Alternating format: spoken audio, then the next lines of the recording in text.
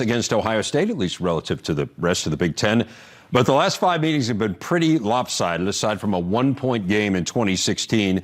The Bucs have won all 5. They've outscored the Spartans by a combined 130 points. They've outrushed them by about 850 yards in those games.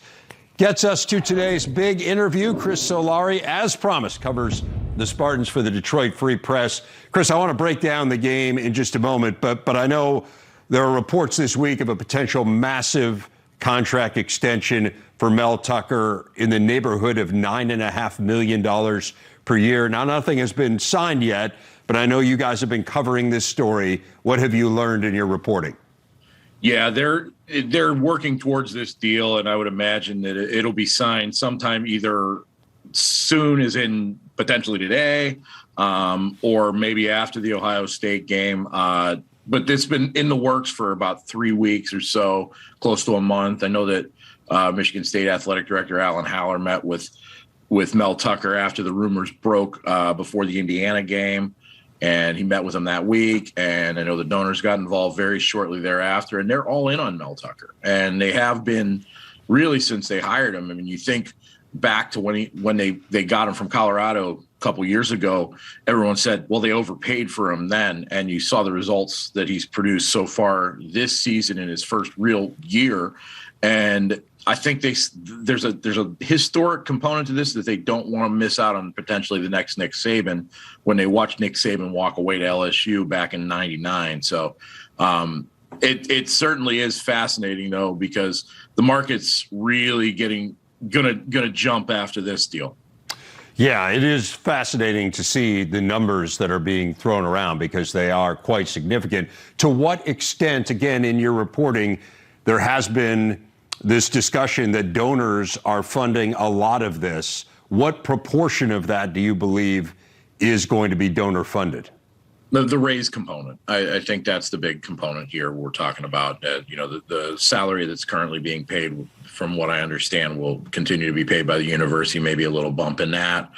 But we're talking probably 30 to 40 million coming from the donors over the lifespan of that 10-year deal.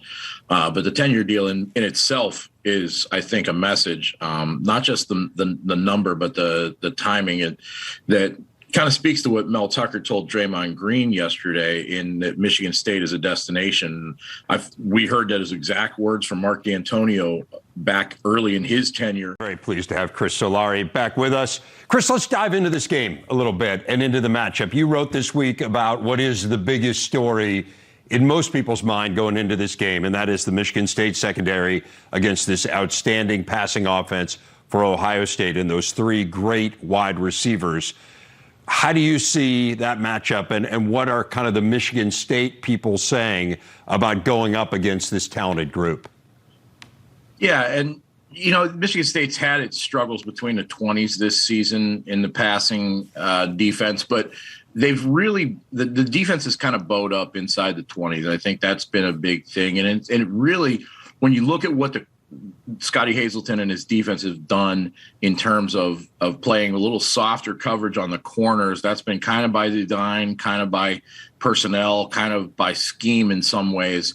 The reason they're doing that, to not give up those deep balls behind them, but what you're seeing is a lot of things over the middle, and I think that's where Ohio State's at its best. I mean, you've got Stroud hitting, the 3 receivers that we all talk about. Sometimes we forget about how good Ruckert is as tight end. Henderson's a threat in the passing game over the middle. And Michigan State has struggled in covering running backs and tight ends. So I would imagine those 2 guys in particular will be big targets.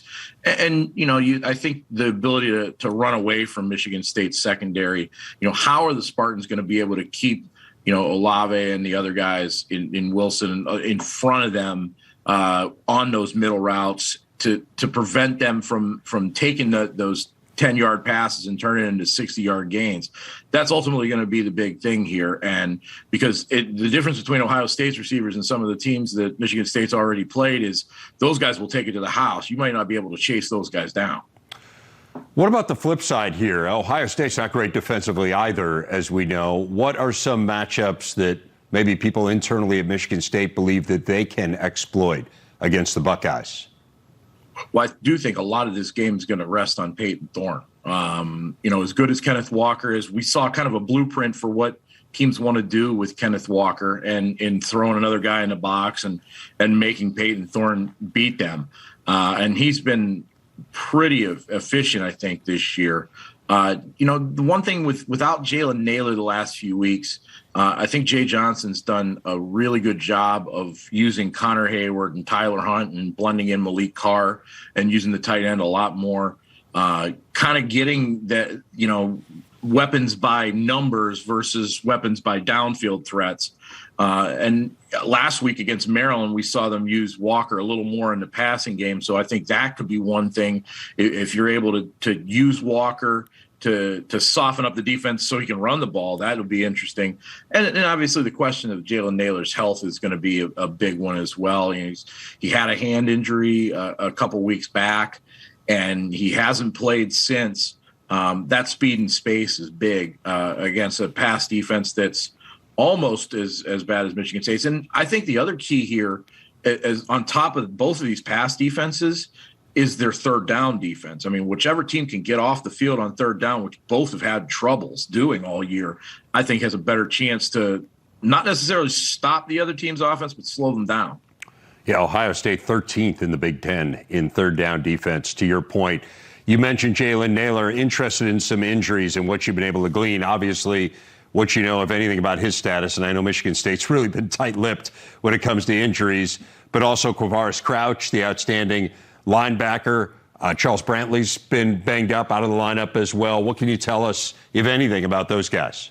Yeah, we have no updates on them. Simeon Barrow's another one who had the targeting call at Purdue and sat out the entire game against Maryland last week. So unclear if that's an injury situation or if that was just by design to give him some rest going into this game, because Barrow's been really strong at the point of attack with Jacob Slade in the middle of that defensive line. Crouch, that was one that we didn't know was coming. He played obviously at Purdue, and Noah Harvey got to start and played most of the game at linebacker in place of Crouch. But this is a game in particular where his ability to track down guys sideline to sideline is critical. I mean, he's got the speed and athleticism that a linebacker needs to slow down those receivers. Brantley, I mean, I'm not necessarily sure if we'll see Brantley again this year. He injured that shoulder against Purdue, and that was a pretty significant injury. But on the other side of the ball, you got Naylor, you got Jared Horst, who has been absent from the lineup for the last 2 games for what Mel Tucker says is a medical reason. There's a lot of significant injuries here that Michigan State doesn't necessarily have that 5-star depth that Ohio State has to replace these guys. Although with Barrow, there is depth in the middle of that line, because I don't think we've seen the best games yet from Jalen Hunt and Deshaun Mallory in the middle. And Maverick Hansen got ejected from last week's game, but he's had a pretty productive and solid year in the middle as well. Chris, I want to ask you one more thing before we let you go. To what extent do you believe that this ranking issue with Michigan State and Michigan has fueled the fire for the Spartans? They've really kind of poo-pooed that in a lot of ways. They've talked a lot about the need and desire to follow what Mel Tucker said and just basically go week to week, play to play. So you got to remember, this fire has been built throughout the course of last season, going 2-5 in the off season, where people were predicting him to go I think it was a 4.5 win over under in Vegas this year for Michigan State. And they blew by that right after, in September. So, it's been a weird year in that nobody outside of that program knew what to expect from them with all the transfers and with all the changes that came. And I think it just goes back to that. They kind of knew what they had in spring practice and throughout the course of the summer. I don't necessarily think it's necessarily fueling their fire, but I do think Mel Tucker sees the opportunity for a chance at a Big Ten title in year 2. And he's trying to keep them focused on whatever buzz phrase you want to use, keep chopping, relentless. All those things have kind of added up to this moment where they're going to Columbus really for the first time since 2017 with a chance to go back to Indianapolis and play for a Big Ten title. Chris Solari from the Detroit Free Press. Really appreciate your insights. Thanks a lot, Chris. Thanks, Dave. Don't forget, we've got 4 conference football matchups for you tomorrow here on the Big Ten Network. Got lots of good games, including Penn State hosting Rutgers, Northwestern, Purdue at Wrigley. Those are at noon Eastern, and at 3:30. Number 6 Michigan on our air. Their battle with Maryland, Minnesota, Indiana as well, all on the Big Ten Network and the Fox Sports app. Take a look at the Big Ten East standings. Ohio State and Michigan State both control their own destinies. Now remember, were Michigan State to lose to Ohio State tomorrow, then it would be Michigan, assuming they were to beat Maryland, which would control its destiny and then could go to the Big Ten championship game with a win over the Buckeyes. But of course, Michigan would still need to get past Maryland, as I welcome Joshua and Jerry back. To what extent do you guys believe Maryland is equipped to challenge Michigan? So Maryland, the one thing that they have consistently done is throw the ball. All right, they just want to get the ball out of their quarterback's hands, whether that's down the football field, whether that's in the quick passing game as a replacement for their run game. They're going to throw the football. And I think the worst thing if you're Michigan coming into this game is that you let Maryland run you up and down and side to side. So for them, it's going to be key, number one, to chew up the clock a little bit, get their run game going so they can shorten the amount of time that Maryland can have the football. But number two, you talk about Hutchinson and Ojabo. And quarterback can't throw the ball, and those receivers can't get loose everywhere if he's on his back, right? And so that's going to be a big part of their game plan. And I think so there's 2 bad things that can happen to Michigan in this game, obviously. Number one is a loss to Maryland. But number 2 is your guys come out of the game tired from chasing the wide receivers up and down the field. And then the next week, you got to chase Ohio State's guys around. So you want to make sure you avoid that situation. I think Michigan is as good mentally this year than they've been, I think, in the 15 years that we have followed them. I mean, they just seem so businesslike. You talk about the Ohio State game being the following week. I don't think that's going to be an issue for them at all. Maryland's only chance is to prevent the big play. They gave up 10 big plays last week, but they made 10 big plays. So if they can maximize their big plays on offense and minimize them on defense, you know, Michigan was struggling in the red zone a little bit offensively and defensively before the Penn State game. They came out of it with flying colors, and that really has completed their team, both offensively and defensively. If you wanted to be critical of Michigan going into the Penn State game, you would probably go to the red zone. Well, it looks like they've solved that problem. So I just think this is business as usual. And Rever, you and I talked about it yesterday. As a coach who's playing a game like Maryland with a game like Ohio State being 7 days away, there's certain things you look at. You look at mistakes in the special teams. You look at silly penalties. Mm-hmm. You just look at things that are not characteristic, and if they happen early, you have to address them. I think Michigan's going to be in really good shape tomorrow. Yeah, I mean, I agree with you in talking about the mentality of Michigan, where you can tell that it's a very business-like mentality, but it's not it doesn't feel like the guys are being bogged down at all. You can see them go out there and they play well in the clutch situations because they can play loose and they feel confident in the things that they're being coached on and the schemes that are in the game plan, which I think has been big. And you can go now and look at what Michigan has done in some of those clutch situations. We talked about that crossing route that they ran where Eric All got wide open. That's been a part of their game plan. They're really good at that, and they've got guys that can catch and run. It's been a replacement for their downfield passing game, but it's been successful, and you can tell the guys are confident in that kind of stuff. Yeah, you look at – go ahead, Jerry. I was going to say, I would be more concerned about Maryland's mindset, right? They're 1 game away from a bowl. Yeah. And they have Rutgers next week, right? So that's going to be that's the game for a bowl. So if anyone's going to be looking maybe 14 days or 7 days ahead, I think it might be more Maryland than Michigan.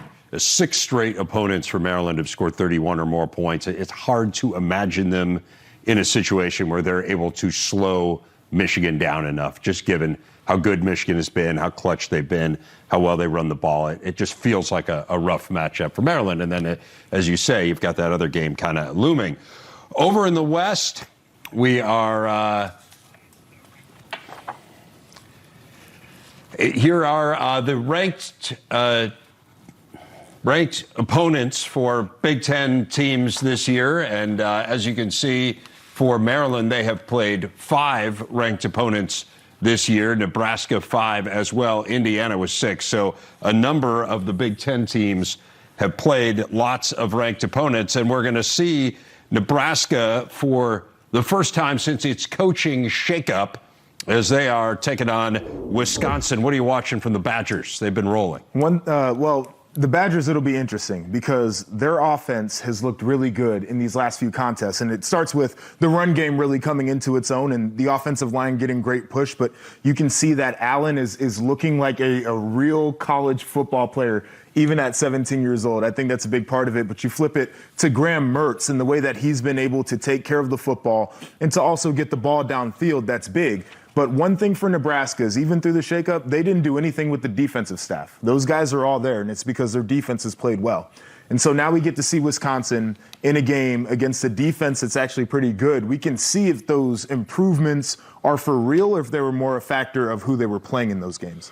You know, it's interesting in Wisconsin's offense. I mean, all they did was change formation, basically running the same plays, which has been a little bit of a trend this year. We've seen Illinois, we've seen Michigan actually line up in the shotgun and run I formation plays, and that's basically what Wisconsin's doing.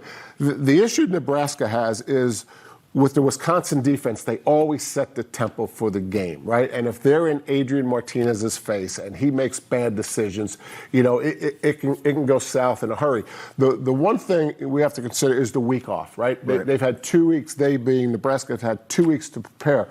And one of the advantages of that is, first of all, they have 4 new coaches on offense, right? Yeah, so it'll be a little challenging. Bizarre as it is, it's a better situation than having 4 new coaches and only having 7 days to get ready for a game. Right? So let's look at it from a positive standpoint. The other thing You've always been a glass half full guy. The other situation is trying to simulate the Wisconsin offense, right? Yeah. And when you have 2 weeks to do it, most of the time your scout team gets better that second week, especially when it's such a departure from what they do in their own offense. So the week off will help, but if Adrian doesn't make good decisions, because there's bound to be a defensive lineman or a linebacker in his face, he's got to make good decisions, and a good decision might be taking a sack. That's what it comes down to. When we talk about good decisions in the game of football, it's not necessarily find the open guy or, try to extend the play or whatever the case is.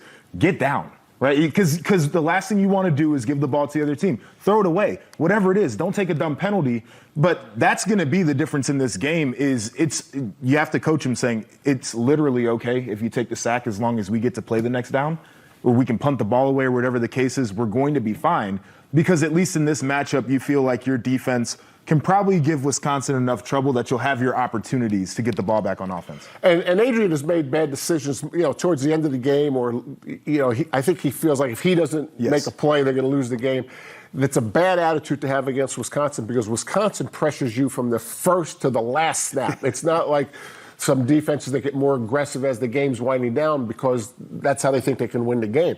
This Wisconsin defense, you can't tell first quarter from fourth quarter the way they play defense. They've allowed 4 touchdowns to the opponent's offense in the last 6 games combined. I mean, this defense is awfully, awfully good. Now, Nebraska's got a good defense, too. They do. Right? I mean, this is where it's just so confounding as to their record. And again, they've lost so many close games, haven't lost a single game by double digits, but they're pretty good on offense. They're second in the Big Ten in total offense. They are certainly a very representative defense, and yet here they are at 3-7 on the year heading into this game against the Badgers. Wisconsin now in the driver's seat. They will go to Indy with wins over Nebraska and Minnesota. Were the Badgers to stumble, though, Iowa has the next easiest path. They would get there with wins over Illinois and Nebraska combined with a Wisconsin loss. Iowa, as I said, hosting Illinois. The Illini already 2 impressive road wins where they beat Penn State, they beat Minnesota. What would it take for them to go into Iowa City and knock off the Hawkeyes? I think they could pull this one off. I mean, you sit back and you watch the game tape of what they did in their big upsets. They stopped teams from running the football, and then they kind of made them play left-handed. And, you look at the Penn State game, Sean Clifford was a little bit banged up in that game, but he couldn't throw the football the way that they needed him to. And then you flip it over to the game against Minnesota, a very similar thing. Minnesota, one of the best rushing teams in the conference. You look at the West, all they want to do is run the ball on teams over there. Illinois didn't allow them to do that. Tanner Morgan has struggled in moments throughout the season. This is a game plan they can execute against Iowa. Iowa's a team that has struggled to run the football. They've got questions at quarterback. Hasn't necessarily been a great passing game for them. This plays right into what Illinois wants to do. Yeah, neither team's explosive, right? So that really balances up the game. I mean, I don't think they're vertically with their pass game, although Iowa did throw vertically some last week with Padilla, and he looked pretty good at times doing it. Remember, to have a week off, and Illinois has a week off, and again, this is a way to add different formations, add different defenses. I think this is right up Bielema's alley. I mean, this is the kind of games that he seems to get an edge in. He's very good after a week off. And I know he's not going to be there. And the fact that the NCAA hasn't accommodated a coach who has COVID with the technology we have nowadays is just ridiculous that he is not going to be able to coach his team remotely on this game Saturday. It boggles my mind that the NCAA hasn't figured this thing out yet. It's funny, Jerry has a gripe about something. Yeah. You know? No, seriously. I mean, we're treating the student athletes. I mean, this is the head coach. Sure. And he can be there technologically, and the NCAA can't figure it out. Couldn't he have an illegal coach in the basement with him? Sure he could. And the NCAA could have a compliance person with him if that's what they're worried about. And I do think that's what they're worried about, which is crazy. This has been going on for 2 years.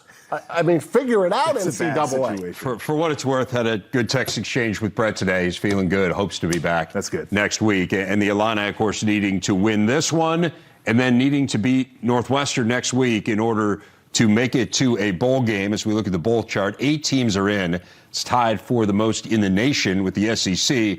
2 more teams need just 1 win, Maryland and Rutgers. And remember, they play next week, so at least one of them will qualify for the postseason. At a minimum, the Big Ten will have 9 bowl-eligible teams. However, it's not to say Maryland couldn't win this week against Michigan or that Rutgers couldn't win this week against Penn State. What do we think of the Scarlet Knights' chances? This is a really interesting one from a mentality standpoint for the team, because if you're Greg Schiano and you're getting your team ready to play against Penn State, one of the things that you probably do is you look up and down the roster and you evaluate Penn State's personnel is realize how many guys they have out of the state of New Jersey. And Greg Schiano's philosophy has been to build that fence around the state of New Jersey because there are really good players there. So not only would this be a big win in recruiting because you're eligible for a bowl game, but now you could kind of take this win over Penn State on the recruiting trail and say there's no reason to leave the state of New Jersey because we can play football here too. And we can beat a team like Penn State where you're thinking about going. That would be something really interesting there. But this is one of the perfect games, I think, for a Schiano coach team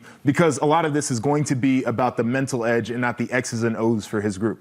Yeah, I'm not sure it would impact recruiting at the end of the day. I do think this game has been set up, and next week's game against Maryland has been set up because of their non-conference schedule. Pat Hobbs, the athletic director, gave Greg a chance to be 3-0, and then he won 2 conference games, and now he's at 5. And that, we're talking about motivation.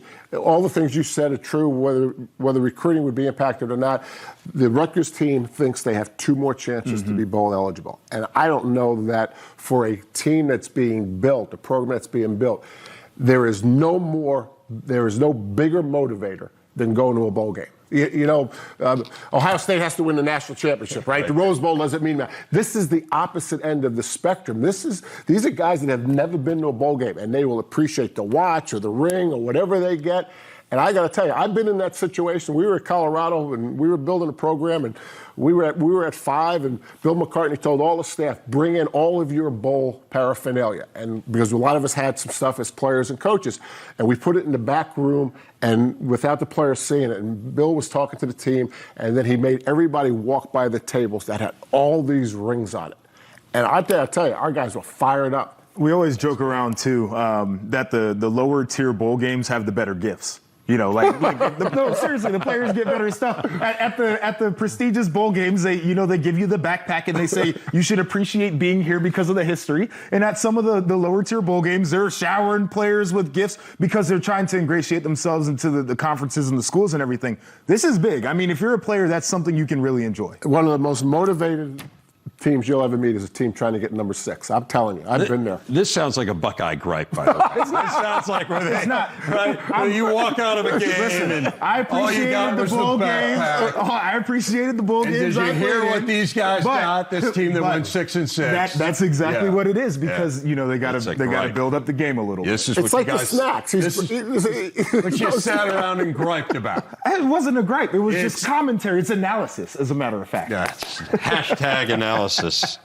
Needless to say, a lot of buzz over that game at Wrigley. It's 11 years to the day, by the way, since the Cats last played there against Illinois. The big difference will be they get to head in both directions. Oh, really? This time. So, it just keeps getting better. Yeah. Well, they're sharing a sideline, though. They are sharing a sideline, which is really interesting. We're going to get into that on Tailgate tomorrow. What else intrigues you about this game? And obviously, it's not been the year Northwestern wanted to have at all, so this becomes kind of their special game, I would say, for their guys with a bowl game eliminated. Can they hold up, though, against this Purdue passing game? I mean, it's going to be tough. And Northwestern defensively has had struggles all year long. And one thing that Purdue has done well when they're playing their best ball is get it up and down the field. So I think for Northwestern, this is a pride game more than anything else.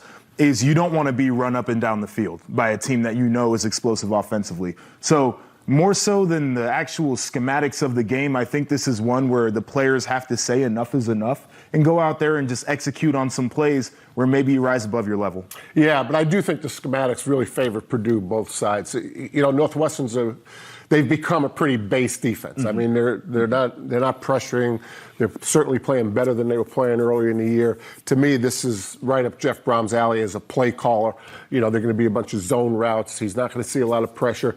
There's probably going to be the same number of defenders in the box and blockers, so we might see a better Purdue run offense than we've been seeing.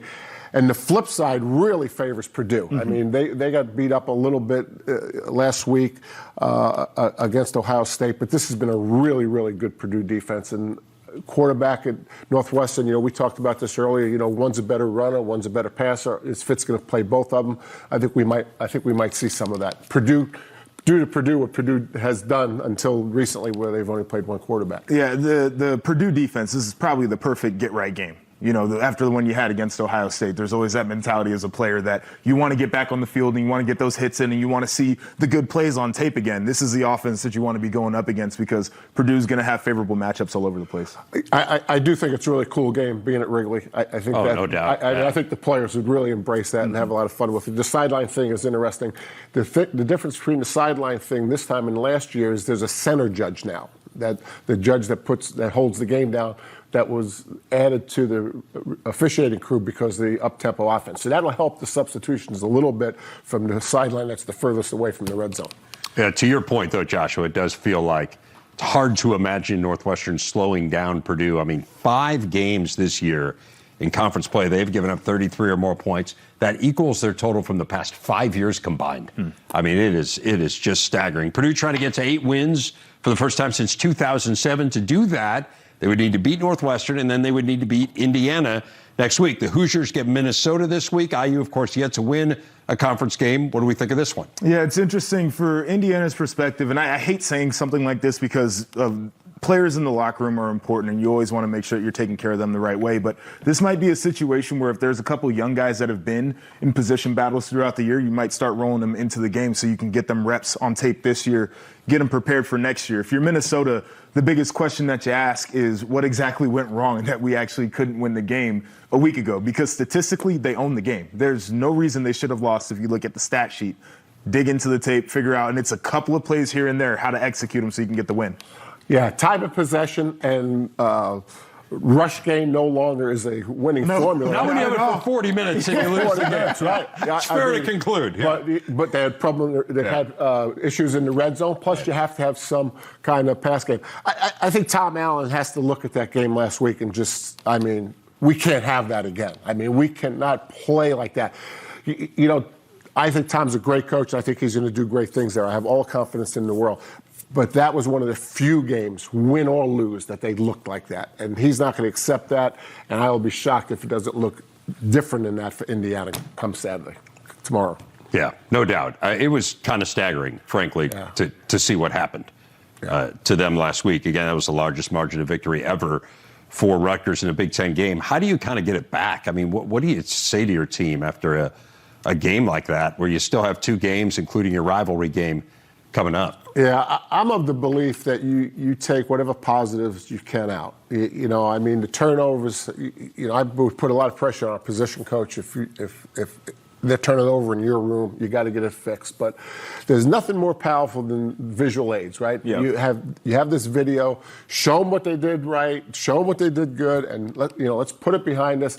But it's got to be unacceptable. It has to be unacceptable. Yeah, and from the player perspective, there's two ways you can go. You can be a jerk, which you feel like you want to do that after a bad loss. But as bad as this year has been for them, get back to having fun playing football. Like, I'm not exactly sure we watched the guys running around out there looking like they were having fun, and I think that's a big reason why games like that can get away from you. Yeah, I think a player can be a jerk when they win ugly. Mm-hmm. I'm not sure a player can be a jerk when they get beat up. They got to get back to fun. That doesn't play well. Yeah. It's so hard because the expectations were so high for this team to kind of say, let's circle the wagons and see if we can win one or two down the stretch.